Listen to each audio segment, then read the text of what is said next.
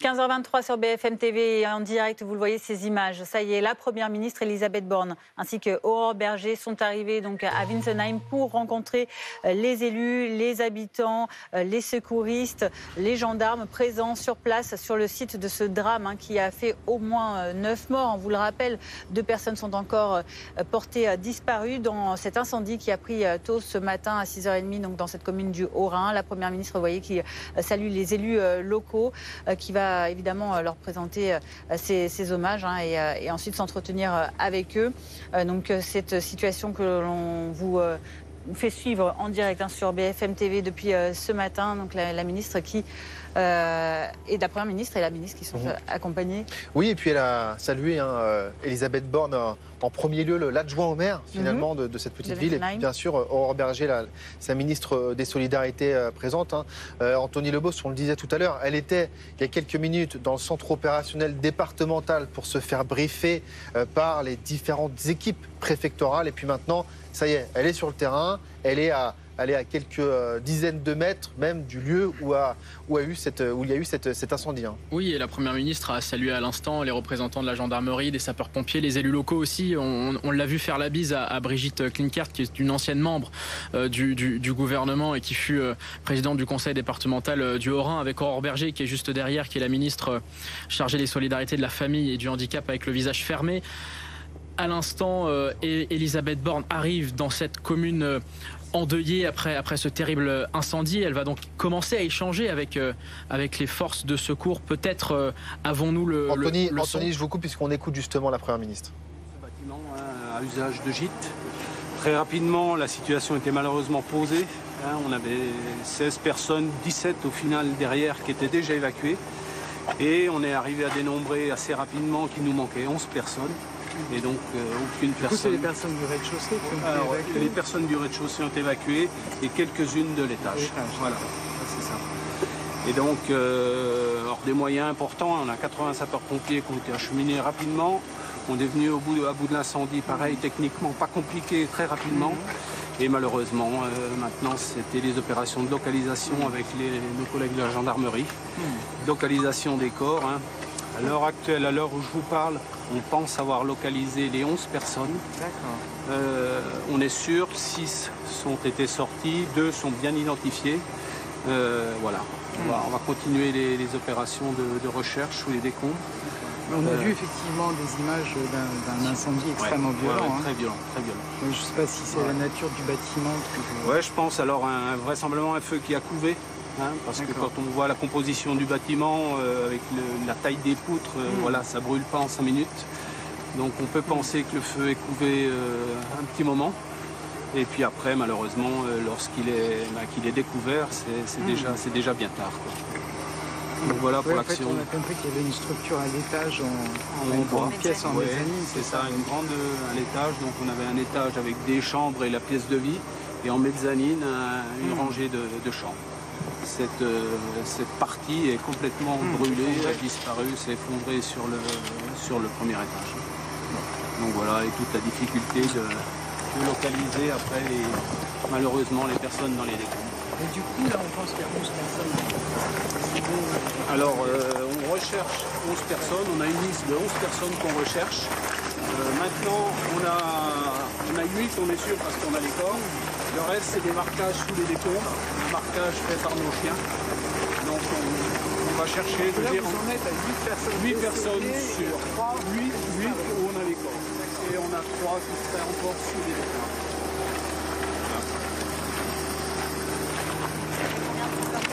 Donc on avait 80 sapeurs-pompiers, on a les bientôt le dispositif, on a encore une cinquantaine de pompiers ici, avec un travail qui s'articule maintenant beaucoup avec la gendarmerie. Donc on est sur la partie identification et donc la partie judiciaire de cette opération. Donc là vous voyez ce bâtiment, donc si on s'avance un tout petit peu, vous verrez le...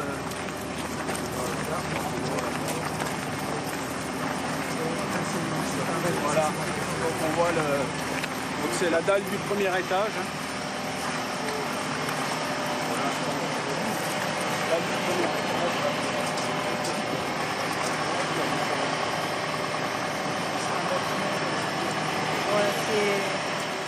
Voilà pour ces images donc en direct de la Première ministre qui est arrivée à Winsenheim sur les lieux même donc, de cet incendie, accompagné, vous le voyez, par un pompier qui lui a fait état du dernier bilan, toujours provisoire. On va écouter encore cette prise de parole.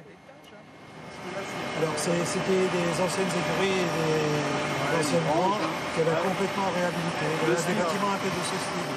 Un seul bâtiment, c'est pas deux. Le bâtiment qui a brûlé est un seul bâtiment. Avec un accès extérieur. Avec des accès extérieurs qui avaient été mis aux normes, tout ce qu'il fallait. Et comme ils avaient fermé à clé les chambres. Et manifestement, alors ça c'est d'après les dires que la propriétaire m'a dit ce matin quand je suis arrivé, qu'elle avait voulu les réveiller, donc elle avait essayé d'ouvrir, elle ne pouvait pas, et elle n'a pas réussi à casser quoi que ce soit pour rentrer. Donc ça devait être fermé de l'intérieur. Sous réserve voilà, de propos qui ont été dits. L'enquête va donner les résultats. Ce qu'on peut retenir, c'est que c'est dramatique. C'est un gîte qui avait... C'est un gîte qui recevait régulièrement qui était très bien coté, parce que tous les gens que l'on connaît qui étaient passés avaient trouvé ça vraiment très agréable. Et voilà, jusqu'à aujourd'hui. On peut saluer les secours qui sont venus très rapide et très efficace. Malheureusement, comme je dis, c'est un peu frustrant parce qu'on n'a plus qu'éteindre l'incendie et constater des décès des personnes. Il y a quelques personnes de l'étage qui ont réussi à... Oui, quelques-unes qui sont sorties. Ils sont accueillis près d'ici. Ces gens, alors dans un premier temps, nous on les a bien entendu, on les a extraits de la Seine là, on les a accueillis dans un bâtiment, le logement de la propriétaire. Et dès que le centre d'accueil des impliqués a été gréé, on les a déportés sur le centre d'accueil pour qu'ils soient pris en charge par la cellule d'urgence médico-psychologique. J'avais compris qu'il y avait 3 personnes en urgence relative, mais en fait, il y a une personne qui a été hospitalisée. Oui, une a été hospitalisée, qui a respiré un peu de fumée, rien de méchant. Bon, j'imagine que la propriétaire est très choquée. Très choquée. Très choquée. Très choquée. Elle a vu et entendu quelque chose. D'accord, parce qu'elle est juste à côté. Ouais. On a entendu les gens apparemment crier dans la...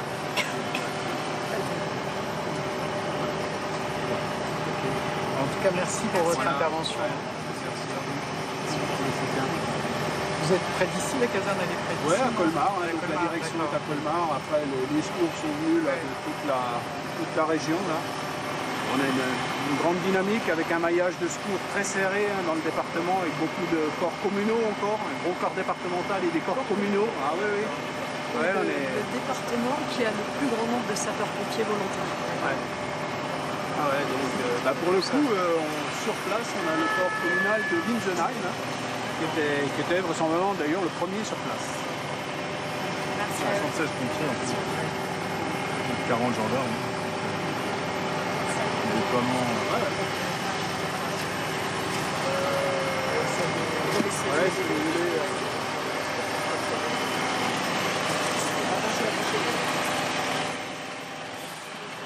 Voilà, la Première ministre qui continue donc sa visite sur les lieux de l'incendie à Winsenheim. Anthony Lebos, on la voit avec Aurore Berger. Donc, elles sont arrivées, elles ont salué évidemment toutes les personnalités, les élus politiques locaux sur place. Et puis, très rapidement, on voit cet officier des sapeurs-pompiers qui a un peu dressé le tableau de ce qui s'est passé, ce qui est en jeu encore à l'heure actuelle. Je rappelle donc les derniers chiffres qui ont été révélés, vous l'avez entendu il y a quelques minutes. Sur les 11 personnes disparues, 6 corps, alors 6 à 8 corps, on n'a pas très bien compris, mais je pense 6 corps seraient sortis donc des décombres. 2 personnes parmi elles ont bien été identifiées. Il reste encore évidemment des corps à rechercher. Donc voilà pour le point de situation. On a vu également Daniel Leroy, l'adjoint au maire de Winsenheim, Anthony, qui a donné quelques précisions également sur ce bâtiment, sur les circonstances de la découverte par l'une des voisines, par la propriétaire du gîte, de ce qui s'est passé, de ce feu, qui a essayé elle-même d'ouvrir la porte, qui n'est pas parvenu, un gîte qui recevait régulièrement des personnes. C'est donc, Anthony, normal. Hein. C'est une visite, évidemment, qui est habituelle pour montrer que le gouvernement, que l'État est auprès de ces personnes aujourd'hui endeuillées. Oui, montrer que le gouvernement se tient aux côtés à la fois des victimes, bien sûr, des familles des victimes, et puis des forces de sécurité et de secours. C'est pour ça que la Première ministre Elisabeth Borne et la ministre Aurore Bergé, que vous voyez avec la veste marron clair, prennent le temps de discuter avec les sapeurs-pompiers, leur posant quelques questions. Elisabeth Borne qui a évoqué, je la cite il y a quelques instants, un incendie extrêmement violent, qui a remercié les sapeurs-pompiers pour leur intervention. L'enquête donnera des résultats, c'est ce qu'a dit la Première ministre lors d'un échange en aparté avec les forces de secours, et qui se posait cette question-ci aussi que j'ai relevée, c'est ce que disait la Première ministre. Je ne sais pas si c'est la nature du bâtiment, en quelque sorte, qui aurait causé, ou en tout cas donné plus d'ampleur à cet incendie. Elisabeth Borne, qui est donc dans cette commune endeuillée après ce terrible incendie, et qui était juste avant de venir ici, précisément à la préfecture du Haut-Rhin, pour faire un point, un bilan à la fois sur le bilan humain et puis sur les moyens qui sont mobilisés, toujours mobilisés pour les opérations de secours. Et puis le chef des opérations qu'on voyait tout à l'heure et qui expliquait d'ailleurs penser avoir localisé les 11 personnes. Oui.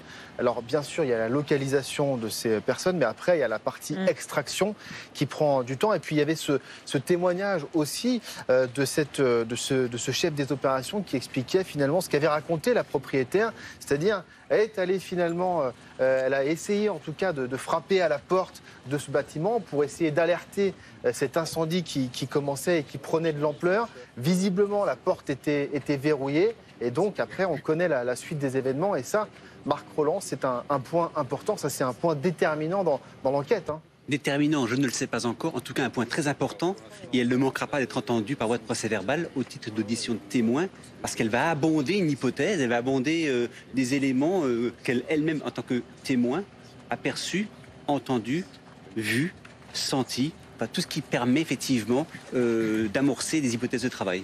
Et puis Brigitte Klinkert aussi, qui était présente sur place, elle a expliqué que le département du Haut-Rhin, c'est le département en tout cas dans lequel il y a le plus de sapeurs-pompiers volontaires. Et on ne cesse de rappeler d'ailleurs et je vous le confirme, leur efficacité et leur importance. Je vous le confirme, étant moi-même alsacien, comme le peut suggérer mon accent, c'est un département, enfin la région Alsace est une région où le corps des sapeurs-pompiers volontaires au niveau communal reste extrêmement ancré dans l'esprit des populations. Et ce matin même, ça a été rappelé par l'officier des sapeurs-pompiers, ce sont ces volontaires du quotidien, ces gens qui exercent un métier dans le civil, qui sont intervenus parmi les premiers depuis leur centre, le centre de premier secours, première intervention, les CPI au sein de leur commune. Alors on va continuer de commenter ces images en direct évidemment, hein, puisque la Première ministre continue d'échanger avec les forces de secours sur place et les forces de l'ordre également, avec donc ce représentant des pompiers qui a également dit, Marc Rolland, qu'il y avait un marquage sous les décombres des chiens également. Les chiens sont très importants aussi dans cette enquête. Ils recherchent beaucoup d'éléments qui vont permettre d'avancer dans l'enquête. En tout cas, la performance et les compétences des équipes cynotechniques des pompiers ne correspondent pas aux mêmes missions que celles que nous avons, nous, en gendarmerie. Les pompiers vont faire de la recherche de personnes, de l'assistance à personnes, en tout cas la détection humaine, dans le but de centraliser les recherches. On peut l'imaginer lors des catastrophes liées à des séismes, ils sont régulièrement engagés. Nos chiens à nous, dans le cadre d'espèces, sont plutôt liés à la recherche de la matérialité de la preuve dans le cas d'un produit accélérateur d'incendie. Le chef des opérations parlait il y a un instant d'un feu qui aurait peut-être couvé depuis un certain moment. Qu'est-ce que ça veut dire ? Ça veut dire qu'il y avait déjà ce départ de feu et que finalement, avant l'embrasement général, ça faisait un petit moment finalement qu'il y avait un petit foyer, c'est ça ? Oui, alors il a dit également que vu la taille des poutres, parce qu'en Alsace, effectivement, les bâtiments sont historiquement des bâtiments en bois, structure en bois, avec des colombages. Une poutre est quand même une poutre ancienne avec des fibres serrées. Il faut effectivement un feu intense qui permette de mettre le feu aux poutres. Parce que l'hypothèse structurelle du bâtiment a été avancée. il faut raison garder sur cette thématique. On a entendu d'ailleurs également cette précision de Daniel Leroy, l'adjoint au maire, qui disait que ce bâtiment, qu'il y avait donc bien un seul bâtiment qui était concerné par ce feu, qu'il avait des sorties qui étaient aux normes en tout cas, parce qu'on le rappelle, il y a des règles dans les ERP, dans les établissements recevant du public, pour assurer la sécurité des personnes hébergées. Et donc là, en tout cas, à ce niveau-là, il y avait suffisamment d'accès, en tout cas pour sortir. Même si malheureusement, c'est tout l'objet des mesures de concertation à venir qui vont permettre d'identifier sur le restant résiduel mais structurel du bâtiment par rapport au plan déposé en préfecture, lié le cas échéant à un dossier ERP, établissement recevant du public, pour s'assurer de la cohérence entre l'existant ou l'existant passé et le format administratif et le dossier constitué. C'est justement des anciennes écuries, en fait, qui ont été réhabilitées en gîtes, permettant d'accueillir d'ailleurs du public aussi en situation de handicap. Selon l'adjoint au maire, ce bâtiment était très bien noté, très bien coté. Il avait reçu à de nombreuses reprises. Et on le rappelle, il y a cette propriétaire, en tout cas, qui a tenté d'alerter les gens qui étaient enfermés à l'intérieur pour leur dire il y a le feu, mais visiblement, la porte était fermée. Et donc, en tout cas, ça sera un des premiers éléments de l'enquête. Anthony Lebos, je me tourne vers vous. La Première ministre qui donc fait cette visite en 2 temps. D'abord, centre opérationnel départemental, et puis maintenant, sur place, vraiment là où les faits ont eu lieu. C'est quelque chose d'assez classique, c'est un protocole, mais c'est essentiel de montrer le soutien du gouvernement, de montrer le soutien finalement de la nation à ces familles de victimes et aussi à ces personnels de secours. Oui, et la présence de la Première ministre est un signe de l'ampleur que ce drame peut avoir aussi sur l'émotion collective. Ce n'est pas le ministre de l'Intérieur qui est dépêché sur place, c'est bien la Première ministre à la demande d'Emmanuel Macron. C'est ce qu'a fait savoir l'Élysée depuis le fort de Brégançon. Emmanuel Macron qui avait... C'est un échelon supplémentaire finalement dans la gravité de cet événement. Oui, et qui se justifie au regard de l'émotion que ça suscite, bien sûr, avec ce flot de réactions qu'il y a eu sur les réseaux sociaux de la part évidemment des membres du gouvernement, Gérald Darmanin, Olivier Véran, Aurélien Rousseau, ministre de la Santé, aussi des responsables politiques d'opposition, Jordan Bardella pour le Rassemblement national, Fabien Roussel pour le Parti communiste français, et puis aussi des personnages importants de l'État, Yael Braun-Pivet, la présidente de l'Assemblée, Gérard Larcher, le président du Sénat. Donc il y a cette unité nationale dans cette émotion aujourd'hui qui s'est exprimée sur les réseaux sociaux et qui s'exprime aussi par la présence de la Première ministre sur place, qui est là tout simplement pour passer un message de solidarité de l'État auprès des familles des victimes, auprès des secours et des forces de sécurité. Vous l'avez dit, c'est toujours un déplacement en 2 étapes. La première étape, c'était à la préfecture du Haut-Rhin, dans le centre opérationnel départemental, qui est en quelque sorte le centre de pilotage des opérations globales. Et puis là, sur le terrain, pour constater les dégâts. Et c'est vrai qu'on voit ces images assez terribles de ce gîte qui est complètement brûlé. Il y a encore la question des victimes, effectivement, de l'accueil aussi des familles des victimes et des personnes qui sont rescapées, qui ont pu être sauvées. Pour l'instant, elles sont prises en charge dans un centre, une unité de médico-psychologique, évidemment, une cellule psychologique. Et d'autres personnes qui sont également prises en charge dans des salles de la commune, c'est ce qu'avait indiqué l'adjoint au maire. Donc la présence de la Première ministre est là pour exprimer la solidarité et puis aussi faire un point de situation et être aux côtés des forces de sécurité et de secours. Et c'est ce que s'apprête à faire également la Première ministre. Bientôt, dans quelques minutes, elle va prendre la parole, s'exprimer devant les médias. Elle avait commencé déjà, Anthony, un peu plus en amont, avant cette visite sur place, sur les lieux du drame, par prendre état des faits, puisqu'elle s'est rendue d'abord au COD, au centre opérationnel départemental de la préfecture du Haut-Rhin, pour rencontrer justement toutes les personnes qui travaillent directement sur le recueil des informations, qui rassemblent toutes ces informations. Elle était donc briefée dans un premier lieu sur ce qui se passe, ce qui se joue sur cette commune, avant donc d'aller au plus près des habitants, des secours, et donc de prendre la parole dans quelques instants. C'est évidemment très important aujourd'hui de montrer cet engagement de la nation, cet engagement de l'État dans une situation aussi grave. Ça montre la gravité de ce qui se passe là-bas. Oui, absolument. C'est un drame, c'est une tragédie qui s'est déroulée dans cette commune, d'où la présence de la Première ministre. Effectivement, vous l'évoquiez, à la préfecture du Haut-Rhin, elle a notamment été briefée par Christophe Marot, qui est le secrétaire général de la préfecture du Haut-Rhin. Point de situation à la fois évidemment sur les victimes, point de situation sur les moyens déployés à la fois du côté des sapeurs-pompiers et de la gendarmerie, mais plus largement au-delà même du spectre du gouvernement. Il y a eu des réactions sur les réseaux sociaux de la part de la classe politique générale où certains disaient que la France était endeuillée, que la France était attristée. Il y a cette unité dans l'émotion aujourd'hui qui caractérise la classe politique avec ce drame qui s'est déroulé dans cette commune d'Alsace et Elisabeth Borne qui va bientôt prendre la parole. Oui, elle va bientôt prendre la parole. Vous le voyez d'ailleurs, c'est cette image en direct en haut à gauche de votre écran. La Première ministre qui va sans doute faire un point de situation, répondre bien sûr aussi aux questions des journalistes sur place, aux questions en tout cas aussi de nos envoyés spéciaux. Vous voyez cette déambulation là où eh bien, le drame a eu lieu, qui est en train de se terminer. On voit la Première ministre qui est en train de se diriger vers ce point presse. Bien sûr, elle est accompagnée des élus, elle est accompagnée de sa ministre des Solidarités et de la Famille. Vous la voyez juste à droite, en fait. C'est Aurore Bergé avec ce manteau marron. Et puis, tout à l'heure, Anthony le disait, elle était au centre opérationnel départemental. Alors, elle a eu quand même un certain nombre d'éléments de la part du chef des opérations, notamment que les 11 victimes avaient visiblement été localisées, mais qu'il y avait cette partie maintenant d'extraction des corps qui allait avoir lieu. Et donc, vous allez écouter la Première ministre qui s'avance au micro justement des journalistes pour faire un point de situation. On écoute la Première ministre Elisabeth Borne.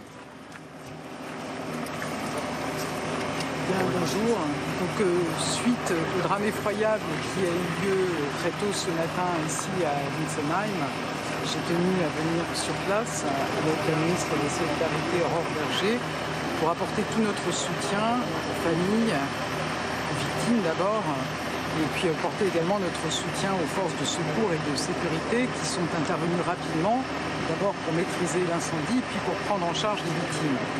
Donc vous le savez, un incendie a ravagé un gîte qui accueillait des personnes en situation de handicap et leurs accompagnants. Et à l'heure où je vous parle, on déplore 8 personnes décédées et 3 personnes qui sont encore portées disparues.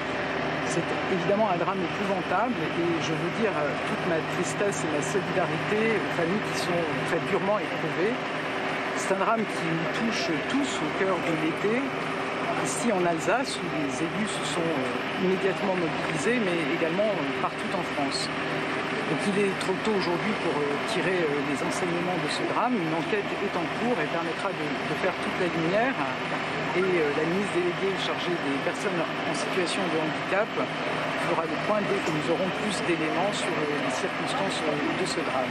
Et bien naturellement, nous allons nous assurer du bon accompagnement, de la bonne prise en charge de toutes les victimes et des familles des victimes également. Voilà, je vous remercie. Vous avez rencontré les familles des victimes, les rescapés aussi? Nous allons aller les voir juste après. Sur les circonstances, il est trop tôt pour les évoquer? Absolument. Je ne sais pas si Madame la procureure adjointe peut dire quelque chose, mais je pense que c'est très tôt pour se prononcer et on va laisser l'enquête se dérouler. Est-ce qu'à votre connaissance, il était dimensionné pour accueillir 28 personnes, ce gîte? Je ne vais pas me prononcer sur le sujet. Je pense qu'on va laisser l'enquête se tenir.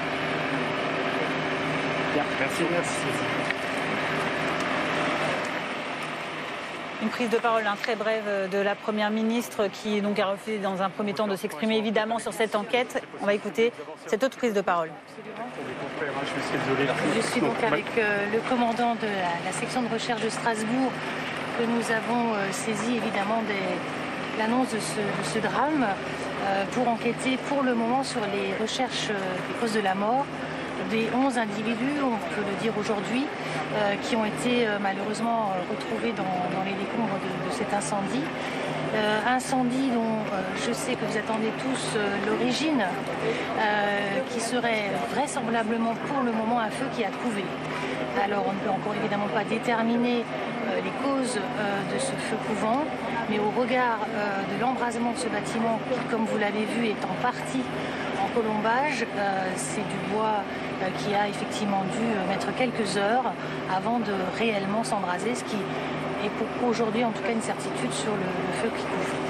Les gens ont eu du mal à s'échapper de fait de la configuration des lieux ou par leur handicap peut-être? Alors à ce stade on ne sait pas. On sait que effectivement c'est le deuxième étage. Les gens qui étaient à l'étage qui ont eu des difficultés pour sortir, c'est là que les principaux corps ont été retrouvés.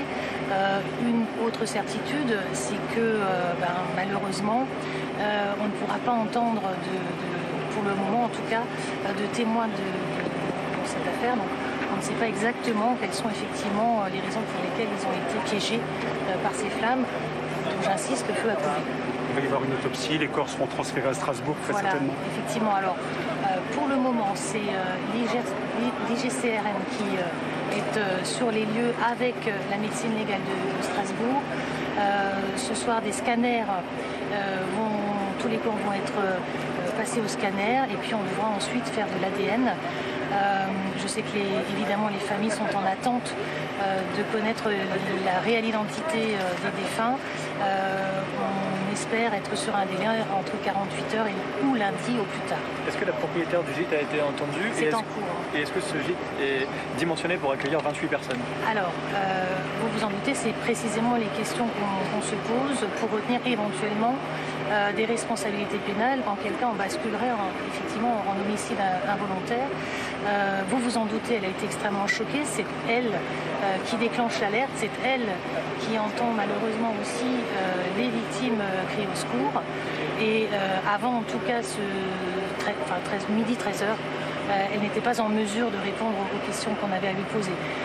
Les investigations sur le gîte, dont on sait aujourd'hui que c'est un bâtiment composé effectivement de 2 gîtes, un au rez-de-chaussée, un à l'étage, sont également en cours pour savoir s'il répondait à toutes les normes de sécurité idoines à l'accueil des publics. Donc la propriétaire elle-même dormait sur place? Elle dort juste en face. Elle est propriétaire du gîte, mais elle a une maison qui est en face. Donc il y avait 2 groupes différents qui étaient... Il y avait 2 groupes différents, donc c'est effectivement des handicapés mentaux légers qui séjournaient ici en séjour de vacances, encadrés par des animateurs d'associations spécialement requises pour animer leur activité. Est-ce qu'à votre connaissance, il y a une alarme incendie à l'intérieur? On ne sait pas.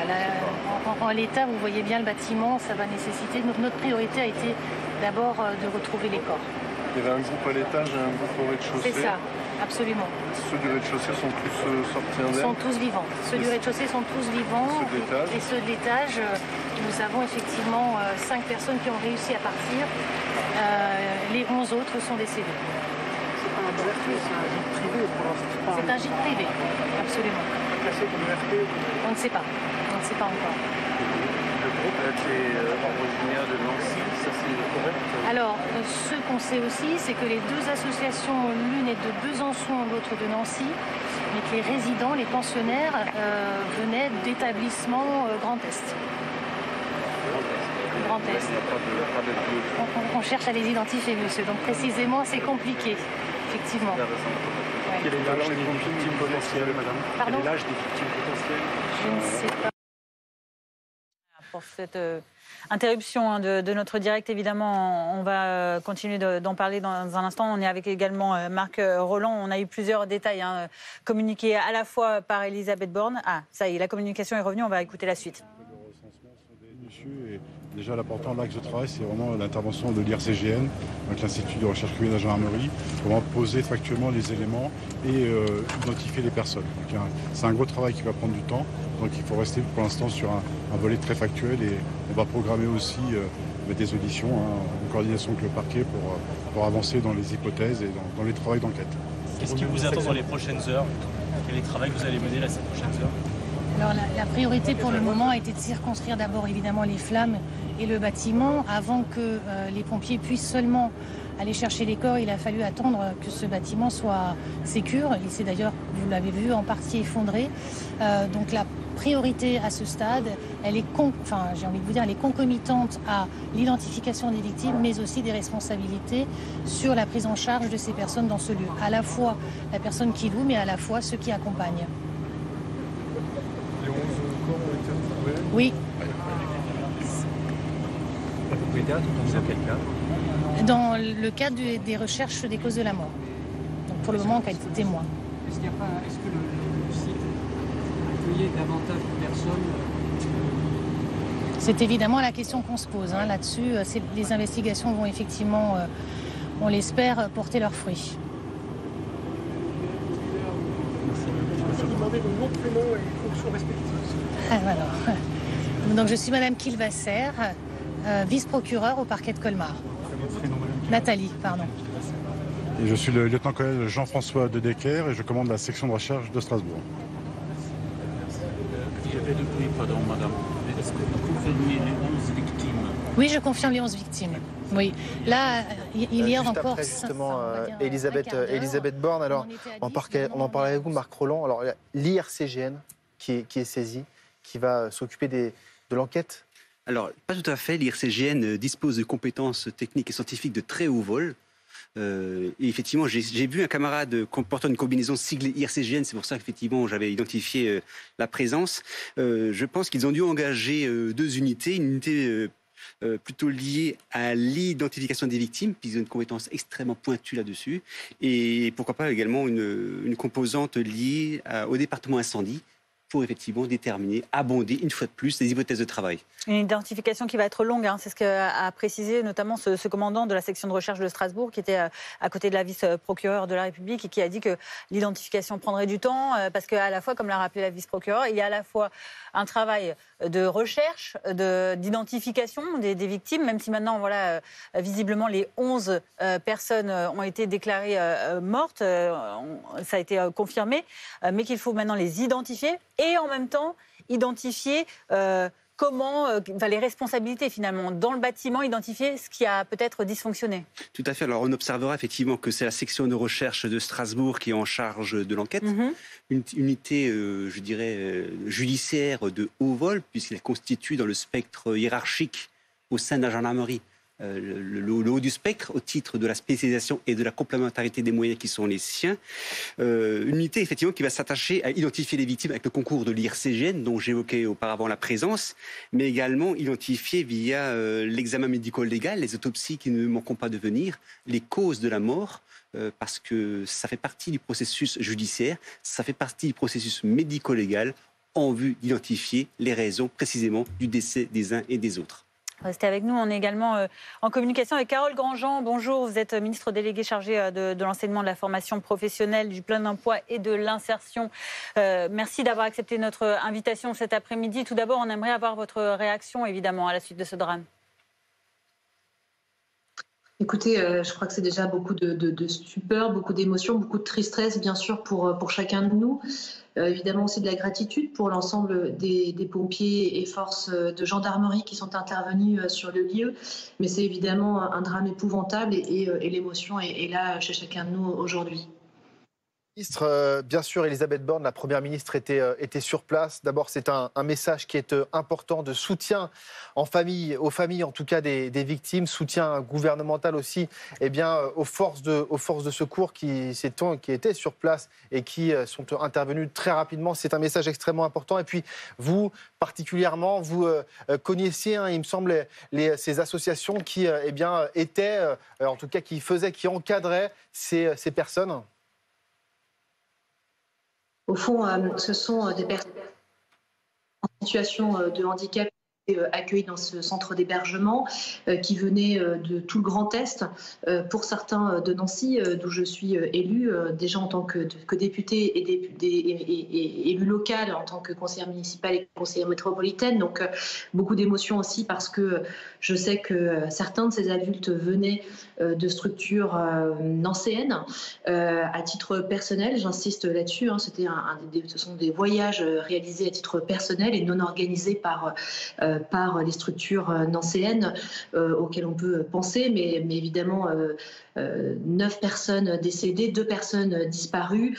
Ce sont pour certaines d'entre elles des personnes nancéennes et les élus locaux nancéens se sont exprimés, plusieurs d'entre eux se sont exprimés aujourd'hui pour dire toute leur tristesse face à cet événement, tout leur soutien bien sûr aussi aux familles, aux victimes et dire à quel point la solidarité des élus locaux sera forte par la structure d'écoute qui a été mise en place dès aujourd'hui par le département de Meurthe-et-Moselle. La préfecture de département a mis en place cette structure d'écoute. Il y en a bien sûr un numéro au niveau national également. Et puis par ces élus locaux qui seront évidemment dans le temps présents auprès des familles, des victimes et des associations qui tous les jours font un travail remarquable auprès de ces personnes. Évidemment, c'est ça aussi. Hein, ce qui vient après ce drame, c'est qu'il va falloir aussi s'occuper des survivants et de ces familles, pour certaines, qui se sont rendues, qui se rendent sur place à Wintzenheim, et les autres qui, vous le disiez, restent soit à Nancy, soit dans le Grand Est, d'où sont originaires les personnes qui sont venues dans ce gîte. Ce soutien, donc, il est apporté très rapidement, évidemment, c'est mis en place systématiquement, et il est primordial à l'heure actuelle. Effectivement, il est crucial, puisque certaines familles sont en train d'être informées du décès de leurs proches. Certaines familles donc vont faire l'objet d'un accompagnement. Un numéro vert unique a été mis en place au niveau national, et au niveau meurthe-et-mosellan, la préfecture de Meurthe-et-Moselle a mis également un suivi pour accompagner les familles de victimes, mais aussi les proches qui connaissaient ces victimes, pour que psychologiquement chacun passe cette épreuve, traverse cette épreuve, et évidemment dans le temps, parce que il y a, j'ai envie de dire, l'urgence de la réaction d'aujourd'hui, et puis évidemment bien sûr aussi la prise de conscience dans le temps du drame qui se déroule aujourd'hui, et donc c'est un accompagnement qui s'installera dans le temps pour accompagner aussi bien les familles de victimes que les proches des victimes qui étaient partis ou pas lors de ce séjour. Carole Grandjean, merci beaucoup. Merci à vous, Madame la Ministre, d'être intervenue sur ce plateau, en tout cas pour témoigner aussi de votre soutien et de ce terrible drame. Édition spéciale donc, qui se poursuit sur BFM TV, bien sûr 15h59, 16h. Et bien maintenant, vous le savez, c'est la vice-procureure qui l'a confirmé il y a un instant. Elle confirme les 11 décès dans ce drame national. Vous l'avez vu, Elisabeth Borne, la Première ministre, qui s'est déplacée, s'est rendue sur place. Elle s'est d'ailleurs exprimée, elle affirme sa solidarité face à cette épreuve. Je vous propose d'écouter Elisabeth Borne. Alors on va l'écouter dans un petit instant, la Première ministre qui, donc, on le disait, après sa visite et son briefing au centre opérationnel départemental dans une première partie en début d'après-midi, est allée à la rencontre des élus, des secouristes, des gendarmes mobilisés sur le site de Wintzenheim, devant ce gîte qu'elle a pu visiter, le terrain qui lui a été montré et les conditions qui ont été expliquées donc, à la Première ministre. Anthony Lebos, la Première ministre, qui a donc montré la solidarité de l'État à travers cette visite et celle d'Aurore Berger envers donc, les personnes, les victimes et les proches. Oui, et c'était une intervention assez courte finalement de la Première ministre qui n'avait que peu d'éléments à fournir, évidemment en raison de l'enquête qui est en cours, mais effectivement les premiers messages qu'elle a donnés lors de ce micro tendu, c'est bien sûr la solidarité de la nation. Elle parle d'un drame effroyable, elle apporte tout son soutien aux victimes, aux familles des victimes et aux forces de secours, évoquant et exprimant sa plus grande tristesse et aussi sa solidarité. Elle qui a par ailleurs indiqué juste à l'issue de ce micro tendu qu'elle allait rendre visite pour échanger aussi avec les rescapés. La Première ministre qui est donc présente sur le terrain avec Aurore Berger, que vous voyez sur ces images en léger différé. Derrière la Première ministre, Aurore Berger, la ministre chargée des solidarités de la famille et du handicap, Elisabeth Borne, qui a assuré aussi d'un accompagnement pour les familles des victimes. D'ailleurs, elle va échanger avec la cellule d'accueil. La cellule d'accueil qui, justement, va prendre en charge les familles des victimes. Voilà, absolument. Et ça sera hors presse, évidemment, hors caméra. Et c'est pour ça, d'ailleurs, Samy, qu'il n'était pas mentionné de cette petite visite dans la note de rédaction qui était fournie par Matignon, mais on se doutait bien que Elisabeth Borne devait, à un moment donné, échanger avec les familles des victimes et avec les rescapés. Voilà pour ce déplacement qui n'est pas encore terminé d'Elisabeth Borne, qui avait commencé d'abord à la préfecture du Haut-Rhin pour faire un point sur les moyens qui sont déployés, sur le bilan humain, et ensuite, évidemment, se rendre sur les lieux du drame et constater, finalement, en voyant les dégâts de ce gîte complètement brûlé, et qui a assuré que la ministre qui l'accompagne, Aurore Berger, donnera plus de précisions quand l'enquête avancera. La déclaration d'Elisabeth Borne a été très courte, mais on va tout de même la réécouter pour bien s'imprégner de cette visite ministérielle sur le terrain. Suite au drame effroyable qui a eu lieu très tôt ce matin ici à Wintzenheim, j'ai tenu à venir sur place avec la ministre des Solidarités, Aurore Berger, pour apporter tout notre soutien aux familles, d'abord, Et puis apporter également notre soutien aux forces de secours et de sécurité qui sont intervenues rapidement, d'abord pour maîtriser l'incendie, puis pour prendre en charge les victimes. Donc vous le savez, un incendie a ravagé un gîte qui accueillait des personnes en situation de handicap et leurs accompagnants. Et à l'heure où je vous parle, on déplore 8 personnes décédées et 3 personnes qui sont encore portées disparues. C'est évidemment un drame épouvantable et je veux dire toute ma tristesse et ma solidarité aux familles qui sont très durement éprouvées. C'est un drame qui nous touche tous au cœur de l'été.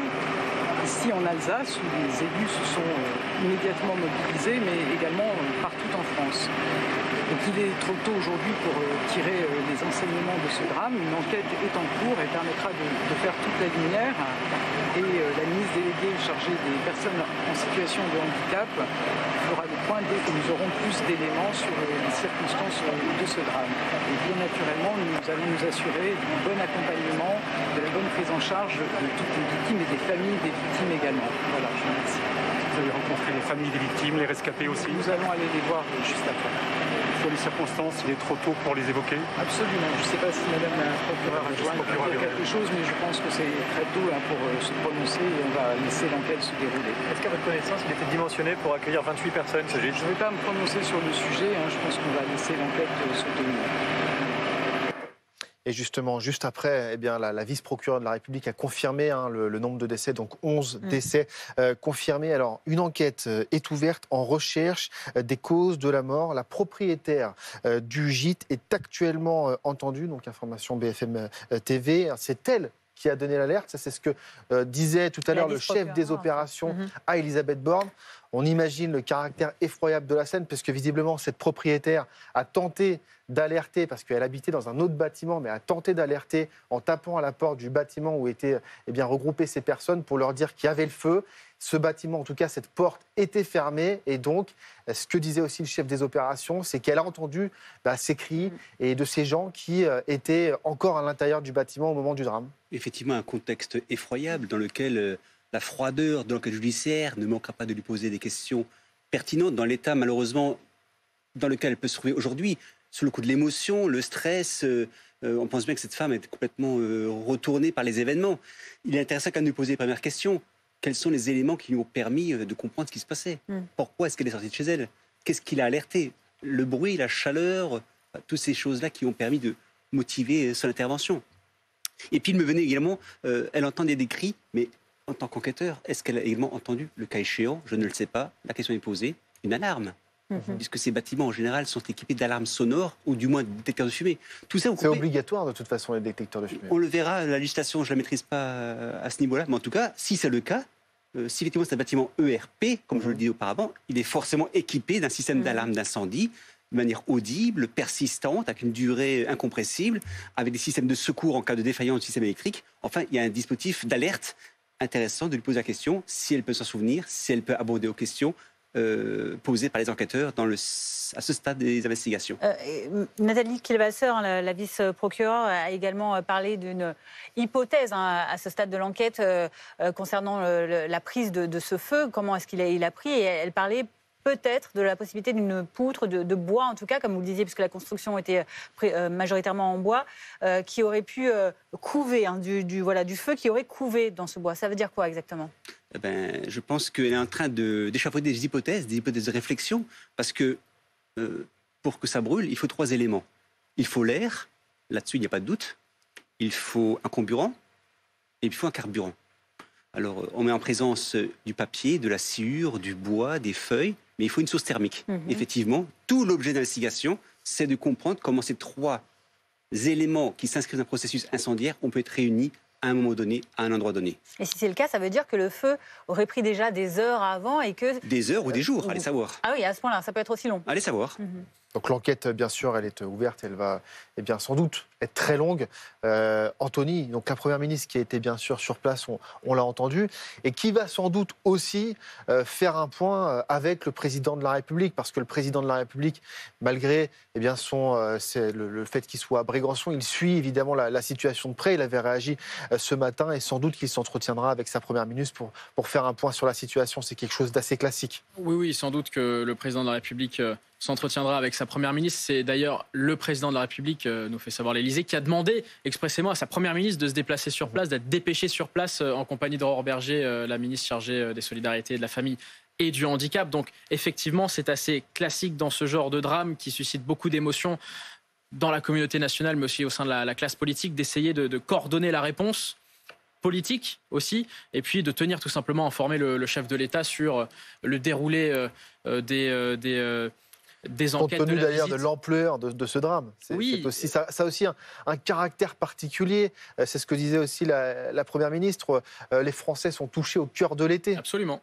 Absolument, c'est un drame qui nous touche tous au cœur de l'été, c'est ce qu'a dit Elisabeth Borne. Et par ailleurs, cette ampleur est aussi exacerbée par le nombre de réactions dans la classe politique, avec à la fois des membres du gouvernement qui ont réagi, Olivier Véran, le porte-parole du gouvernement, Gérald Darmanin qui fut le premier à réagir sur Twitter, le ministre de l'Intérieur, mais aussi les personnages de l'État importants, la présidente de l'Assemblée nationale, le président du Sénat, et puis plus largement des députés, des présidents de partis d'opposition. Une forme d'unité nationale qui se met elle est nécessaire, en l'occurrence, au regard du drame qui endeuille cette commune et qui endeuille les victimes. Et ce serait une faute politique, par ailleurs, de ne pas réagir à ce genre de drame ou de faire un faux pas, de faire une forme de récupération. Donc, chacun, finalement, remercie les forces de secours, de sécurité et apporte ses pensées aux familles des victimes. Là, vous voyez le tweet du ministre de l'Intérieur, publié vers 9h30. C'était le premier membre du gouvernement à réagir et qui avait notamment salué l'intervention rapide et courageuse des sapeurs-pompiers. Il a d'abord eu ce temps, évidemment, de la solidarité, de l'expression des hommages aux victimes, aux personnes blessées également, choquées. Et puis, il y a eu aussi donc, le temps de l'enquête. Et on va réécouter la vice-procureure de la République de Colmar qui, justement, faisait un point il y a quelques instants à notre micro. On sait que effectivement c'est le deuxième étage. Les gens qui étaient à l'étage, qui ont eu des difficultés pour sortir, c'est là que les principaux corps ont été retrouvés. Une autre certitude, c'est que malheureusement, on ne pourra pas entendre, pour le moment en tout cas, de témoins de cette affaire. Donc, on ne sait pas exactement quelles sont effectivement les raisons pour lesquelles ils ont été piégés par ces flammes. Donc j'insiste, le feu a couvert. Les investigations sur le gîte, dont on sait aujourd'hui que c'est un bâtiment composé effectivement de 2 gîtes, un au rez-de-chaussée, un à l'étage, sont également en cours pour savoir s'il répondait à toutes les normes de sécurité idoines à l'accueil des publics. Il y avait 2 groupes différents, donc c'est effectivement des handicapés mentaux légers qui séjournaient ici en séjour de vacances, encadrés par des animateurs d'associations spécialement requises pour animer leur activité. Voilà pour les propos de Madame la vice-procureure Marc Rolland. Alors, c'est vrai qu'il va y avoir une série d'auditions à présent et puis peut-être aussi entendre du voisinage, savoir si quelqu'un a été témoin de quelque chose. Je vous propose justement d'écouter cette voisine qui a été témoin de la scène. C'est une personne du gîte qui m'a alertée ce matin. J'étais réveillée en fait vers ces heures-là parce que j'ai un bébé et j'ai les fenêtres en fait de sa chambre qui donnent directement sur la cour et j'ai aperçu en fait une personne à hauteur de ma voiture et ça m'a un petit peu interpellée. J'ai sorti la tête et puis cette personne m'a dit Madame sortez, ça brûle. Et sur le coup, je me suis dit, mais de quoi est-ce qu'il me parle? C'est vrai qu'on sentait rien, on voyait rien. Enfin, vraiment, je me doutais vraiment de rien à ce moment-là. Les pompiers sont devant chez vous, toujours? Oui. Toute la cour, toute la rue est encore bloquée. Il y a encore les pompiers, les gendarmes. Tout le monde est encore sur place. Marc Rolland, évidemment, ces témoignages, ils sont précieux. Et puis surtout, on l'a entendu, l'intervention des pompiers s'est faite rapidement. Les évacuations ont été faites rapidement également du voisinage. Oui, là, on est en train de construire l'enquête judiciaire et on réidentifie ce fameux article 12 du Code de procédure pénale qui veut que lorsqu'on est saisi de faits de cette nature-là ou de faits délictueux ou criminels quelconques, même contraventionnels, l'idée, c'est de rassembler la preuve, de la rendre audible en justice, d'identifier le cas échéant les parties et puis de répondre aux citations de l'autorité judiciaire. La preuve testimoniale, les auditions, les témoignages contribuent effectivement à la manifestation de la vérité et constituent en soi, avec la mesure et les réserves nécessaires, un élément objectif d'appréciation sur la réalité d'un fait criminel, délictuel ou contraventionnel. Maintenant, il va y avoir tout le travail de ce qu'on appelle l'IRCGN. C'est un peu la police en fait scientifique des gendarmes, Tout à fait. si on peut s'exprimer ainsi. Ils vont enquêter sur finalement ce brasier qui a pris cette nuit. On est toujours surpris d'ailleurs de voir finalement ces enquêtes qui arrivent à remonter le fil du temps et à connaître l'origine finalement du départ du feu, alors que la Seine, la Seine est complètement détruite et ravagée, il ne reste plus rien. Mais on arrive quand même, grâce à des techniques bien rodées de la police scientifique, à savoir précisément d'où le feu est parti grâce à des prélèvements. Alors bien sûr, les prélèvements font partie intégrante de l'enquête judiciaire. On peut penser dans un cas d'espèce que nos spécialistes, nos experts même, en police scientifique et sur le volet d'investigation criminelle, sont en capacité d'identifier des zones sensibles, des zones intéressantes pour l'enquête, prélever par exemple de la matière boisée, prélever de la matière moquette, prélever différents tissus. Et qu'est-ce qu'il pourrait y avoir dans ces matières? C'est-à-dire, il peut y avoir un produit, un combustible qu'on pourrait retrouver, c'est ça? On cherche tout ce que l'être humain est capable d'imaginer en termes de perversité, par exemple, ou en termes d'accident. On cherche à comprendre ce qui s'est passé. Est-ce un défaut électrique? Est-ce une défaillance du chauffage? Est-ce une défaillance, le cas échéant, de la climatisation? Et on arrive même sur un terrain aussi ravagé à trouver des éléments. En tout cas, on se donne les moyens et on fait les efforts pour effectivement répondre à la manifestation de la vérité, aux besoins par les techniques scientifiques, techniques. Et il y a également avec à disposition ces moyens techniques scientifiques, l'identification elle-même des personnes. Oui, tout à fait. Alors là, l'IRCGN, j'ai cru comprendre qu'ils avaient engagé l'unité nationale d'identification des victimes, sont des gendarmes spécialistes, dont il faut saluer quand même le courage intellectuel et la capacité émotionnelle à encaisser ce que l'être humain aurait du mal à encaisser au quotidien. Et bien effectivement, ils contribuent à l'identification des victimes pour les familles, pour les autorités judiciaires et pour mettre un nom sur des dépouilles. Par quels moyens ils le font? La vice-procureure Kilvasser l'a bien évoqué, l'ADN constitue un élément objectif, scientifique, d'appréciation qui ne pose pas sujet à caution dès lors qu'on a prélevé, identifié un code barre ADN et qu'on peut le mettre en comparaison avec des membres de la famille, par exemple. Et alors, tout à l'heure, vous nous l'expliquiez, il y a aussi la brigade cynophile qui va entrer en jeu pour essayer de retrouver justement ces accélérants. Alors effectivement, ça c'est un outil dans la boîte à outils de l'enquêteur. On peut engager effectivement ces chiens dits RPAI, recherche de produits accélérateurs d'incendie. En général, ce sont des petits chiens. Et ils sont dédiés à cette tâche. Effectivement, ils sont formés, ils ont une compétence unique dans la recherche de produits de ce type-là. C'est une espèce de chien particulière? Alors, ce sont des petits chiens robustes, parce qu'un gros chien aurait des difficultés à manœuvrer. Ouais. Eux, c'est des petits chiens, agiles, dynamiques, joueurs, malheureusement, parce que tout passe par le jeu aussi. Ils sont capables de renifler et de marquer des endroits effectivement sensibles. N'oublions pas qu'il y a légitimité à avoir des produits comburants, à l'atelier, au garage. Voilà, white spirit, exactement. Donc, on marque des choses. Après, c'est l'analyse humaine qui fera la différence. On va écouter l'adjoint au maire également, qui est revenu sur les circonstances de cet incendie qui a pris, donc on vous le rappelle, ce matin à 6h30 à Winsenheim. Il y avait au moins 16 personnes qui venaient de Nancy, qui sont des adultes handicapés, mais un handicap moteur très faible et plutôt donc des gens qui arrivent à se mouvoir. Donc, ces personnes ont pu échapper aux flammes à partir du moment où elles ont été réveillées. Pour celles qui n'ont pas pu échapper, je pense qu'elles ont été prises dans leur sommeil et qu'elles étaient sûrement sur la partie qui a malheureusement s'est embrasée le plus. Il devait être à peu près 6h30, vraisemblablement entre 6h30 et 6h45 quand le feu s'est déclaré. Et les personnes ont été prises dans leur sommeil.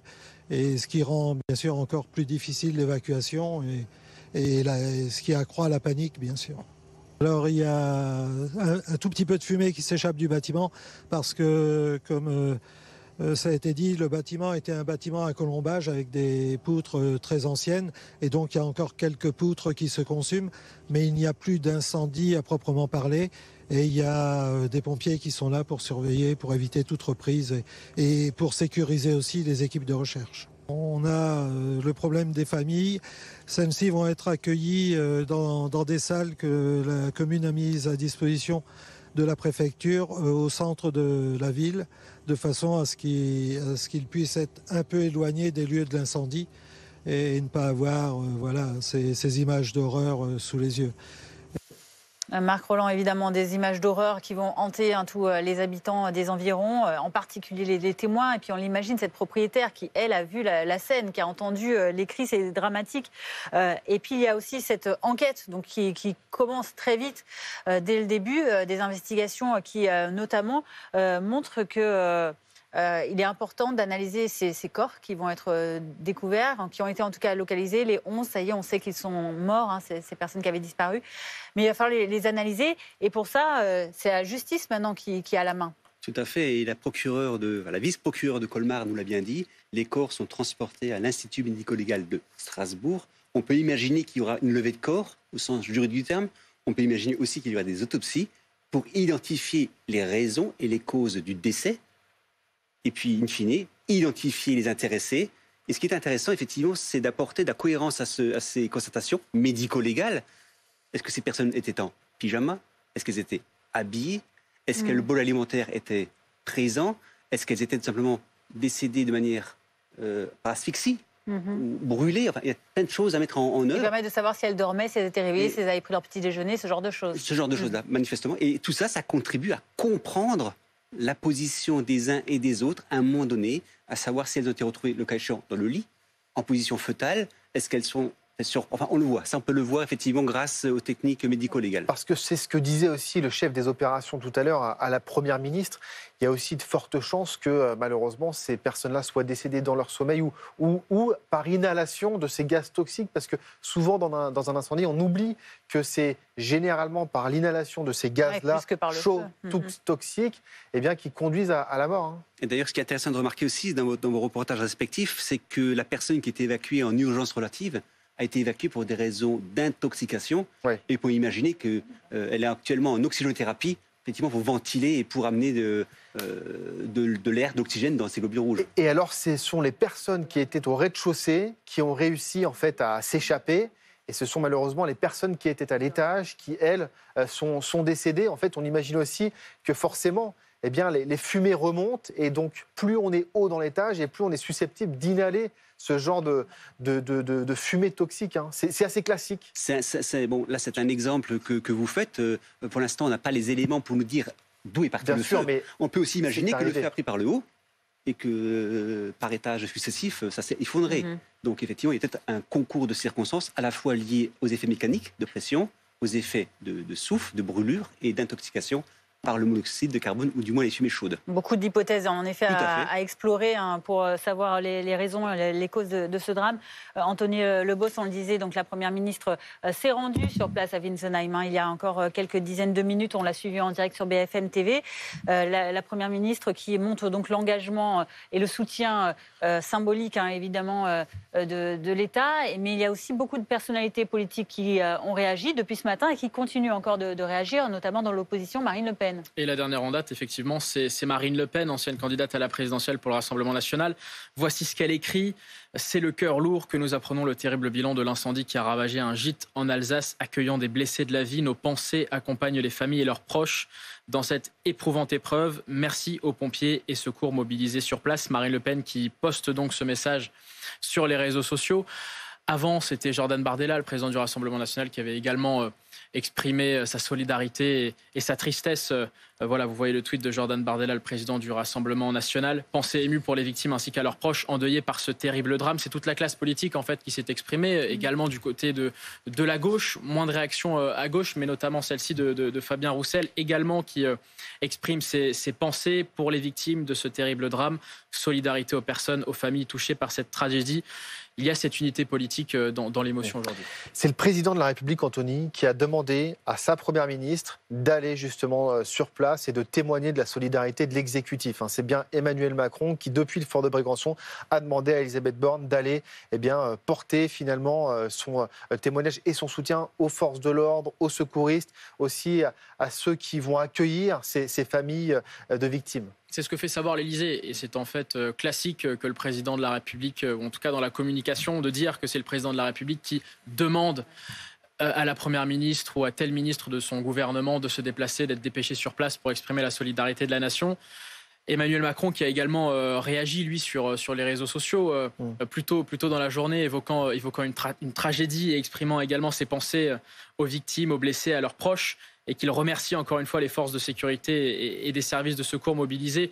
On se doute bien qu'il sera tenu au courant par ses services ainsi que par sa première ministre de ce qu'elle a pu entendre avec ces échanges, lors des échanges avec les forces de sécurité et de secours.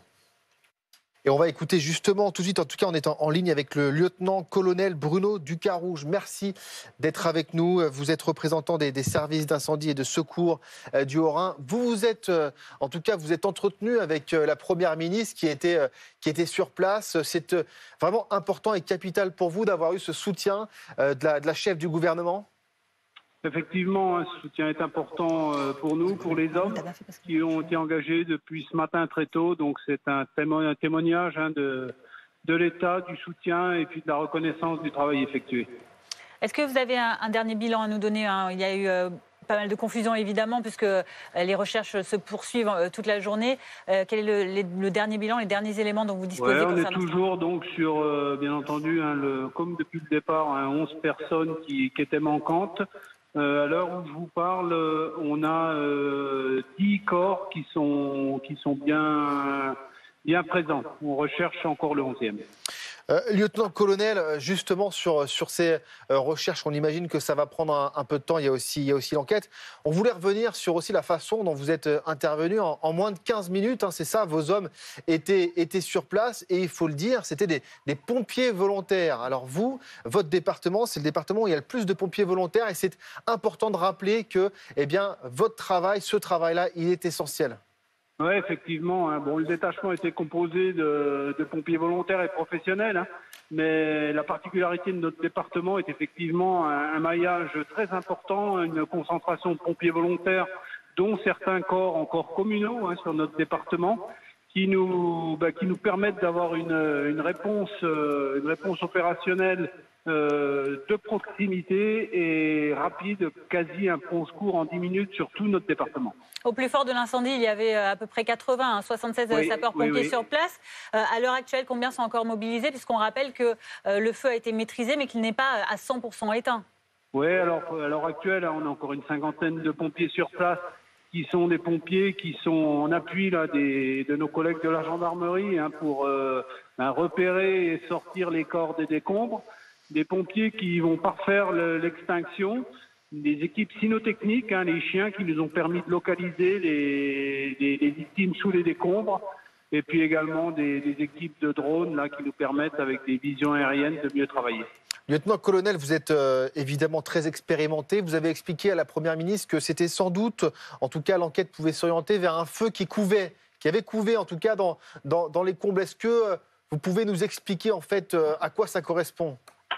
Écoutez, quand on voit la structure de bâtiment avec des pièces en bois d'une très grosse section, qui sont complètement carbonisées, qui ont quasi disparu, on se dit que le feu a forcément été d'une intensité forte, et c'est un feu qui a vraisemblablement couvert pendant un certain temps avant c'est avec un feu naissant, une accumulation de gaz chaud. Et à un moment donné, donc, il y a une montée en température qui fait qu'on se retrouve avec un embrasement généralisé de toute la structure en bois. Donc tout ça, c'est la triste conséquence de cet incendie. Mais à l'heure actuelle, vous nous le confirmez, pas encore d'hypothèse privilégiée sur la source de l'incendie ? Non, aucune hypothèse sur la source. D'accord. Alors, on sait que c'était des anciennes écuries qui avaient été réhabilitées, en tout cas, et que finalement, c'est ce que disait l'adjoint au maire, que cet établissement était plutôt bien noté. Alors, nous, on se pose la question, est-ce que dans ce type d'établissement qui reçoit des personnes atteintes de handicap, est-ce qu'il y a des précautions particulières qui sont obligatoires, je ne sais pas, des extincteurs supplémentaires? Est-ce que vous savez ces informations? Écoutez, sur ce bâtiment n'était pas connu de nos services, donc je ne pourrais pas me prononcer sur le niveau de sécurité à l'intérieur de ce bâtiment.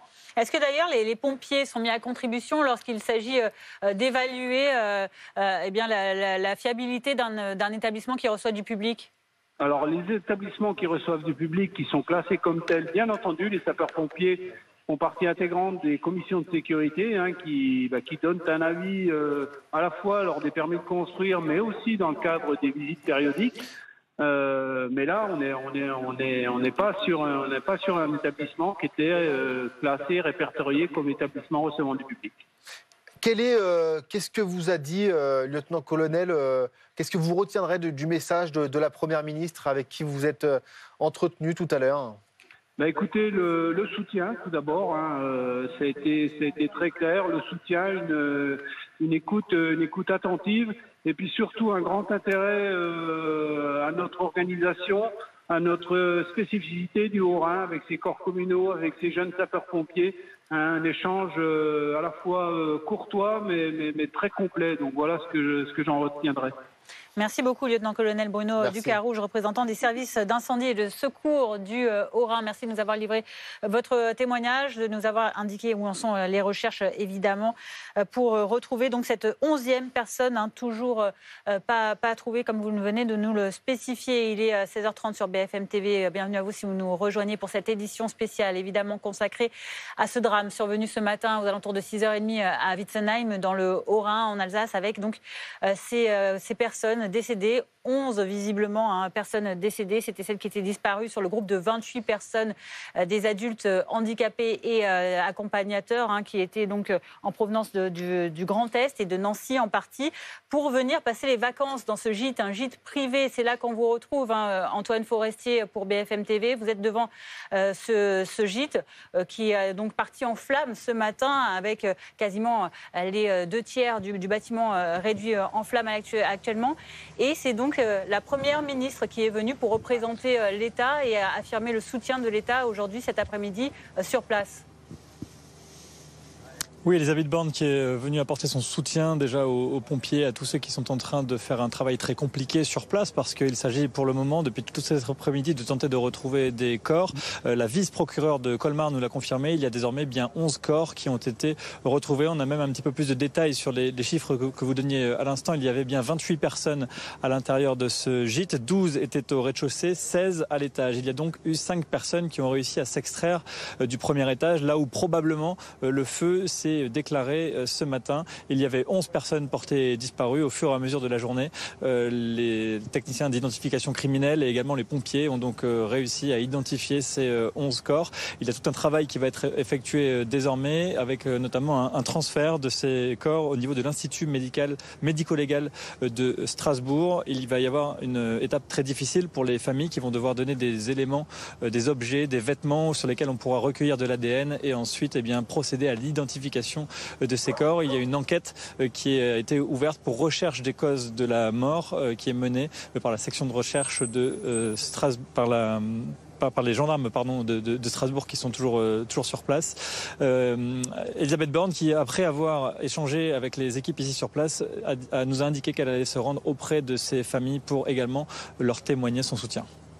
Antoine, et c'est vrai que la vice-procureure a donné quelques éléments. Elle a expliqué, c'est elle d'ailleurs qui a donné le bilan extrêmement lourd, ces 11 décès qui a été confirmé. Et puis Antoine, il y a aussi cette audition, en tout cas cette propriétaire qui est entendue, parce qu'elle a essayé, visiblement, c'est ce qu'en tout cas l'adjointe du maire a expliqué, elle a tenté d'alerter les personnes qui étaient présentes à l'intérieur de ce gîte en tapant à la porte. Malheureusement, la porte était fermée et donc elle a assisté à cette scène effroyable. La propriétaire de ce gîte qui est en état de choc depuis ce matin, elle avait d'ailleurs dû être prise en charge par les pompiers, et évidemment extrêmement choquée par ce qu'il se passait. Elle ne dort pas à proprement parler dans ce gîte, mais dans une maison juste en face, et il y a une audition qui devait avoir lieu ou qui est peut-être toujours en cours actuellement pour tenter de savoir si tous les éléments de sécurité étaient réunis à l'intérieur de ce gîte. On peut par exemple penser à une alarme incendie ou à tout ce type de dispositif, et aussi bien s'assurer que ce gîte était bien dimensionné pour accueillir ces 28 personnes. Tous ces éléments, ils sont encore en cours de vérification. Lorsqu'on a échangé avec les gendarmes et également avec la vice-procureure de Colmar, on n'a pas de réponse claire à ce sujet. Il y a encore beaucoup d'investigations qui doivent être menées, mais elle nous le disait également, la vice-procureure, cette dame était en état de choc, donc c'était compliqué pour l'instant d'avoir des premières réponses concernant ces éléments précis de l'enquête. Avec Théo Touché, il y a quelques minutes, on a discuté avec un habitant qui était juste à côté, qui habite juste à côté de ce gîte et qui ce matin a été témoin de cet incendie. Il est d'autant plus touché par ce qui s'est passé que ce bâtiment, cette ancienne ferme, cette grange, elle appartenait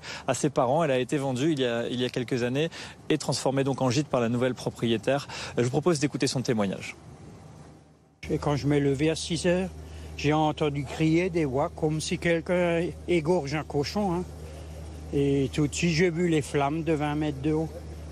Et il y avait déjà, ils ont appelé les secours déjà. Là, j'ai juste pu ouvrir le portail de l'ITEP où je travaille, que les pompiers peuvent accéder.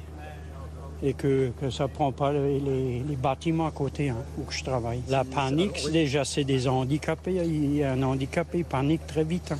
Il y en a, ils étaient déjà dehors, oui. Et après, tout de suite, les pompiers sont venus. Hein.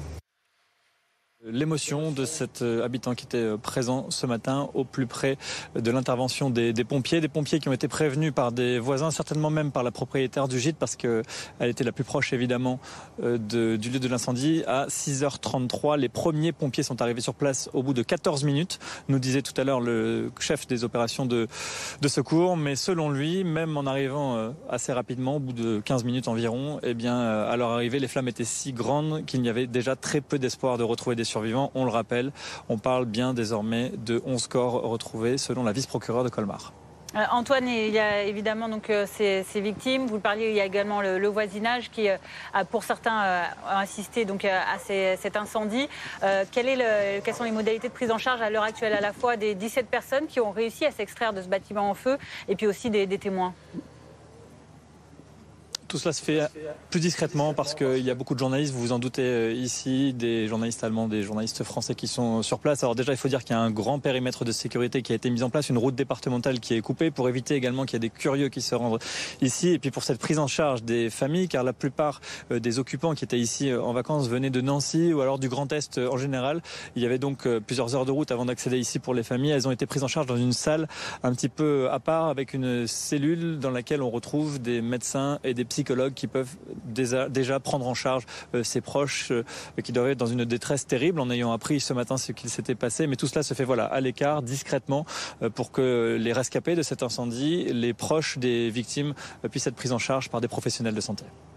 Merci beaucoup Antoine Forestier avec Corentin Préat. On est en ligne avec Denis Renaud. Merci beaucoup d'être avec nous. Vous êtes président de l'association AEIM de Nancy. On imagine, Monsieur Renaud, aujourd'hui votre émotion extrêmement vive parce que 5 personnes qui étaient accueillies dans votre association eh bien, sont décédées. On sera en ligne avec vous dans un instant. On règle un petit problème technique, mais avant cela, justement, on va écouter d'abord Madame la vice-procureure et puis ensuite on sera avec Denis Renaud.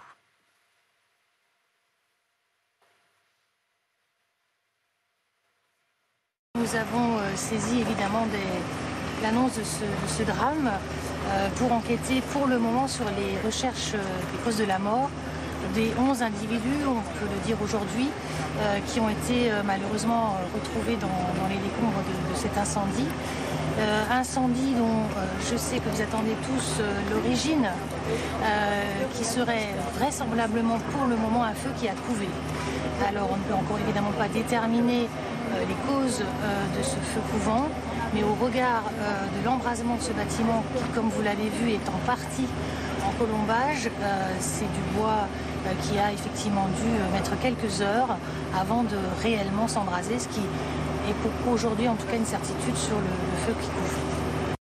Bonjour Denis Renaud, merci d'être avec nous. Je le disais à l'instant, vous êtes président de l'association AEIM de Nancy. Merci d'être avec nous. Et on imagine, Monsieur Renaud, votre émotion aujourd'hui parce que 5 personnes qui étaient accueillies dans votre association sont décédées. C'est bien cela?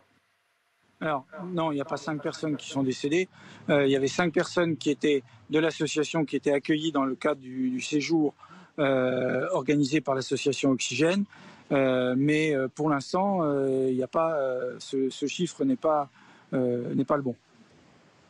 Vous connaissez exactement le nombre de personnes qui pourraient être décédées, qui viennent de votre association? Alors, on a des nouvelles de 4 personnes. Il y en a une pour laquelle on n'a pour l'instant pas d'informations.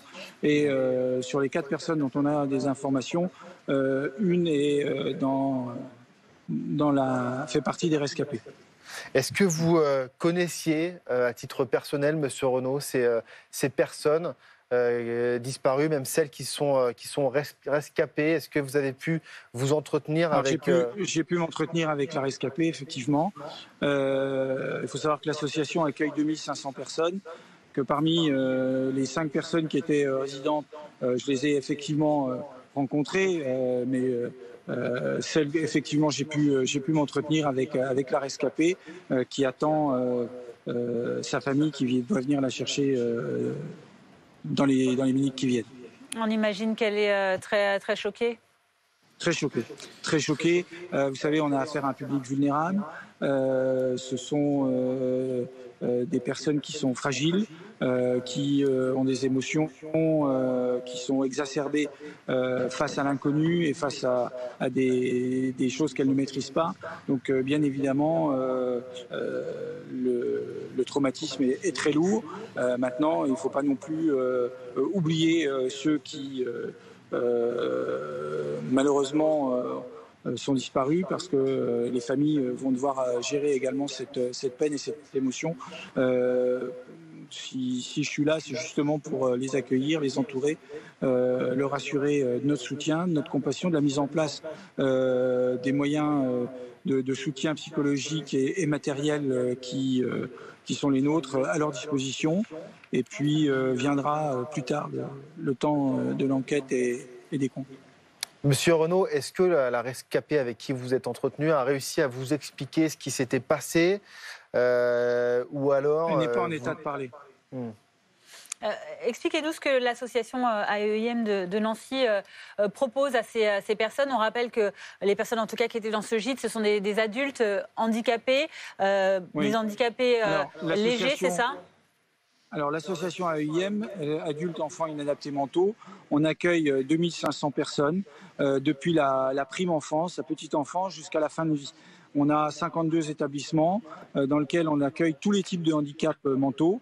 Ça va de l'institut médico-éducatif pour l'école autrement, ça va des foyers occupationnels, des foyers de vie, des ESAT, des femmes, donc tous les types d'accueil du handicap. Et parmi ces 2500 personnes, vous avez des handicaps plus ou moins légers. Alors, les personnes qui étaient concernées par ce séjour en gîte, c'était des personnes qui avaient une relative autonomie, qui étaient capables d'exécuter les consignes et les actes de la vie courante, mais qui avaient besoin évidemment d'encadrement et de soutien, mais qui avaient une autonomie relative. Ce séjour, il a été mis à notre catalogue dans le cadre d'un cahier des charges qui est étudié en fonction des compétences attendues par les personnes qui les choisissent et de ce qui est mis en face par l'association d'accueil. Et puis une fois que le catalogue est donné, les résidents ou leurs familles ou leurs tuteurs choisissent le séjour et ensuite nous on met en place le transfert des affaires, le transfert des médicaments, le transfert des compétences. Et puis l'association, en l'occurrence l'association Oxygène, s'occupe de l'organisation matérielle et du suivi du séjour. Est-ce que vous vous étiez déjà rendu avec votre association dans ce gîte Non. Auparavant, c'était donc la première fois ? Non, absolument pas. Nous, notre association achète un séjour à Oxygène qui peut être organisé aussi bien dans ce gîte qu'ailleurs. Le gîte, il est sous la responsabilité d'Oxygène et de l'organisateur. Nous, on a les retours des résidents ou des utilisateurs des séjours au fur et à mesure des années et en fonction de ces retours, on choisit de continuer à travailler avec telle ou telle association. Pour ce qui nous concerne, ça fait plusieurs années qu'on travaille avec Oxygène sans qu'on ait eu de retour négatif. Merci beaucoup, Denis Renaud, président de l'association AEIM de Nancy, qui notamment œuvrait avec certaines de ces personnes handicapées qui étaient dans ce gîte. Merci de nous avoir suivis cet après-midi. Merci également à Marc Rolland de nous avoir accompagnés cet après-midi, capitaine de gendarmerie, porte-parole de l'association Gendarmes et Citoyens. On vous laisse avec Alain Marchal pour BFM Story, évidemment, pour revenir sur les suites de ce drame survenu ce matin à Witzenheim, dans le Haut-Rhin. Bonne fin d'après-midi sur BFM TV. Tout de suite la météo. Merci Fanny.